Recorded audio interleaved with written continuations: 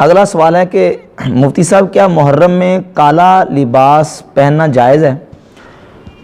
تو بھائی اس حوالے سے یہ بات سمجھیں کہ لباس کے حوالے سے چند چیزوں کا خیال رکھنا چاہیے۔ احادیث طیبات کی روشنی میں سے ہمیں جو ضوابط سمجھ آتے ہیں وہ یہ کہ جو لباس بھی مرد پہنتا ہے اصلاً وہ لباس جائز ہو، یعنی وہ سنہری رنگ کا لباس نہ ہو، ریشم نہ ہو، ظاہر ہے کہ مرد کو ریشم پہننا بھی حرام ہے، اور چمکیلا بڑکیلا زرق برق لباس یہ مرد کے لیے جائز نہیں ہے۔ اور پھر لباس ایسا ہو جو پورے سطر کو چھپاتا ہو، اور لباس ایسا نہ ہو کہ جو اتنا باریک ہو جس سے جسم کی رنگت نظر آئے، اور لباس ایسا بھی نہ ہو اتنا تنگ اور چست نہ ہو جس سے انسان کے طبی خد و خال نشیب و فراز نظر آئیں۔ اگر یہ ساری چیزیں اس میں جو قباحتیں میں نے بیان کی ہیں وہ قباحتیں نہ ہوں تو وہ لباس پہننا کیا ہے؟ جائز ہے۔ اور اس میں ایک ساتھ یہ بھی چیز ہے کہ لباس ایسا نہ ہو جو کسی کافر قوم کے ساتھ یا بدعاتی اور بد مذہب کے ساتھ یا فساق کے ساتھ مشابہت رکھتا ہو۔ اگر وہ لباس کسی کافر قوم کے ساتھ یا کسی بدعاتی بد مذہب یا فاسق قوم کے ساتھ مشابہت رکھتا ہو تو ایسا لباس پہننا بھی جائز نہیں ہے، کیونکہ حدیث میں آتا ہے رسول اللہ صلی اللہ علیہ وآلہ وسلم نے ارشاد فرمایا من تشبہ بقوم فہو منہم، جو کسی قوم کے ساتھ مشابہت کرتا ہے وہ انہی میں سے ہے۔ مرد کو عورت کے ساتھ، عورت کو مرد کے ساتھ، اور کسی صالح مسلمان کو کسی بدعتی، کسی گمراہ، کسی کافر کے ساتھ، کسی فاسق کے ساتھ مشابہت والا کام کرنے کی اجازت نہیں ہے۔ تو کالا لباس چونکہ خاص کر محرم میں، خاص طور پر یہ محرم کے پہلے عشرے میں روافض کا شعار ہے، اور روافض چونکہ دشمنان صحابہ ہیں تو جو چیز روافض کا شعار ہے کسی سنی کو اس شعار روافض پر بھی عمل کرنے کی اجازت نہیں ہے۔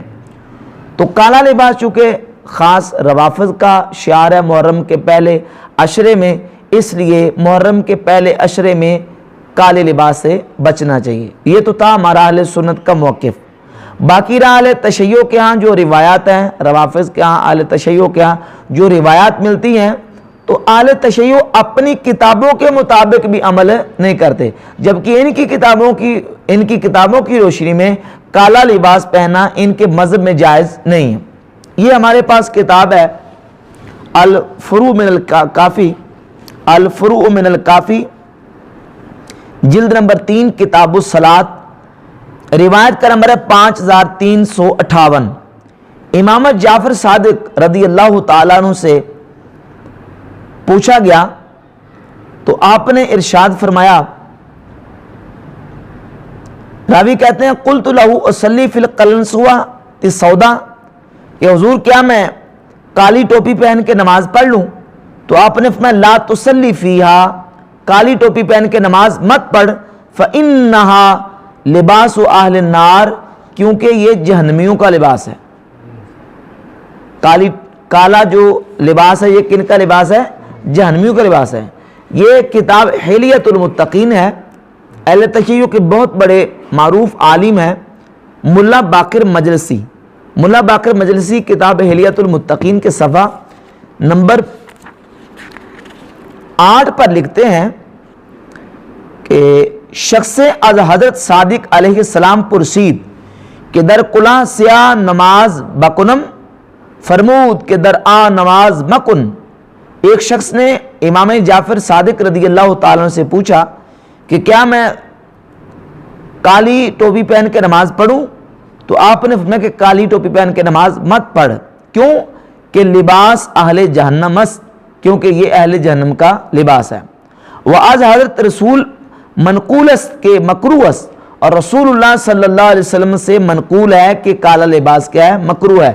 سیاہ مگر در 6 چیز، در موضع و امامہ و ابا، مگر 3 چیزیں ان کا استثناء کیا ہے کہ موضع کالے، امامہ کالا اور ابا کالی یہ پہن سکتے ہیں، ان کے علاوہ کالا لباس پہنا کیا ہے؟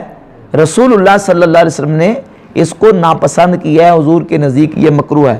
اور اسی کتاب حلیۃ المتقین کا یہ ترجمہ چھپا ہے تہذیب